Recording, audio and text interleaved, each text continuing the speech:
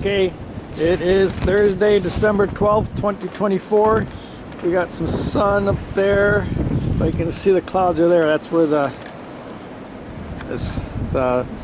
northern edge of the lake effect band. So we got like 6 inches this morning.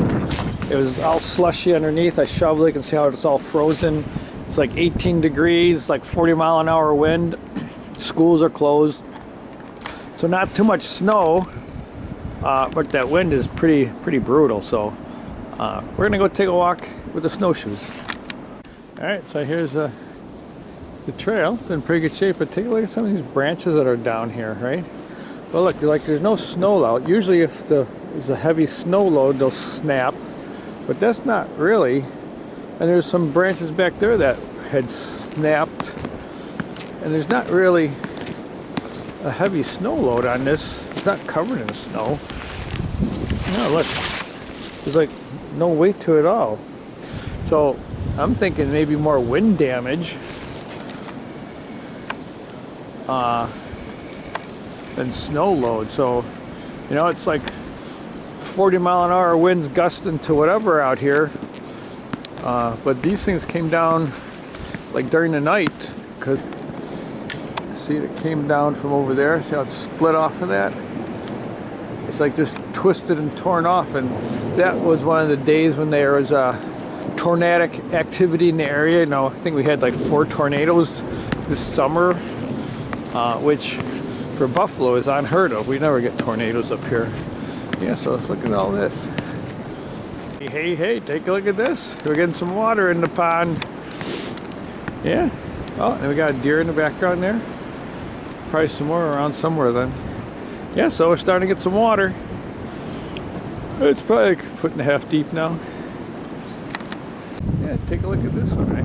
Yeah, there's like no snow on it at all. It's bent over pretty far. I have no idea what did that.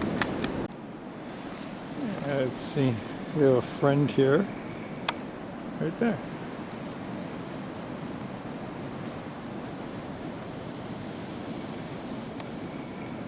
Just enjoying some snow, I guess. So here's a swale that goes in this direction, and we built this bridge, and then we did some trail armoring on both sides because it's very muddy. And you can kind of see here's the water channel that comes down the fall line, and this is where our armoring. We made it so that the water goes underneath the armoring, underneath the bridge, and goes that way. So this seems like it has worked out pretty good. And the other side works. There's no water running down that side that we can see. Okay, so we can kind of see where we got like some snow load here, but this branch didn't break. It's not a lot of snow load. So I'm thinking maybe the snow came in the middle of the night. You can kind of see it's kind of like all pelted from the west side.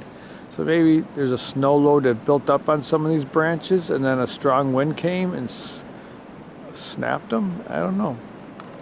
So you can kind of see this is the edge of the armoring up here. And you can see it's all kind of wet underneath. Yeah, that worked out good too, that side. So, yeah. All right, I'm not a deer hunter, but that kind of looks like maybe a deer was curled up there, a smaller deer maybe. Yeah, so we got some snowy stacks for our wood.